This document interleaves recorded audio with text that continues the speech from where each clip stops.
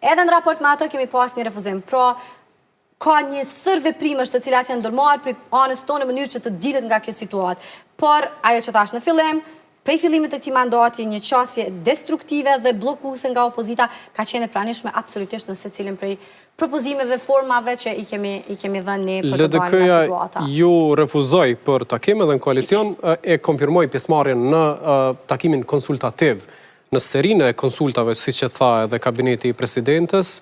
A besoni për zgjidhje potenciale nga kjo ide e të parës së shtetit?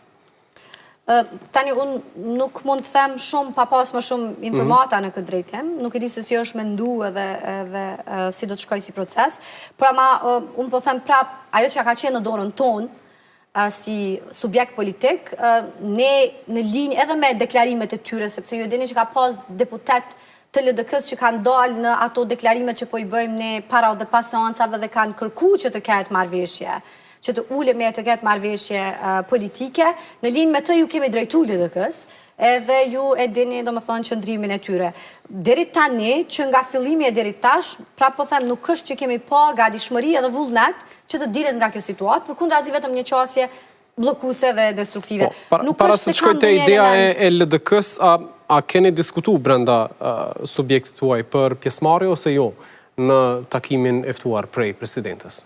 Tani ftesa erdhi sot, edhe ne kemi qenë me agenda dhe me takime, shumica prej nesh, edhe besoj që sikur për çdo çështje tjetër, do të ketë diskutim edhe normalisht që vendimi jonë do të jetë publik edhe do të njoftoheni gjithë. Qysh jeni tu e pa qasjen e presidencës si institucion në këtë rast?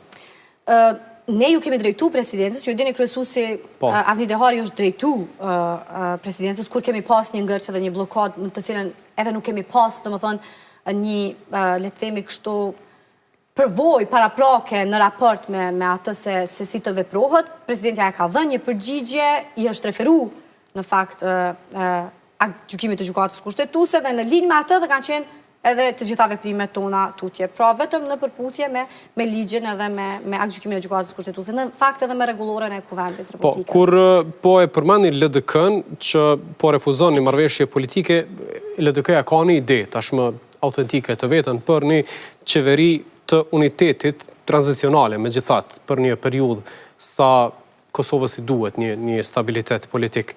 E keni refuzu si lëvizje, do thotë nuk është që nuk ka fare ide, ose ka veç refuzim.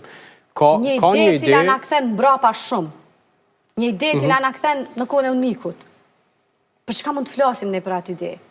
Kthen mbrapa ideja e LDK-s. Absolutisht. Tjetra, shumë është e rëndësishme të ketë parasysh një gjë.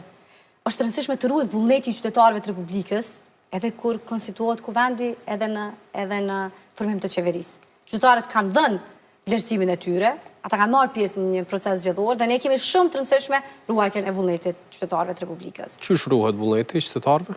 Po qytetarët janë deklaruar tashmë kush e meriton mbështetjen, kush duhet me udhëheq me qeverinë e Republikës.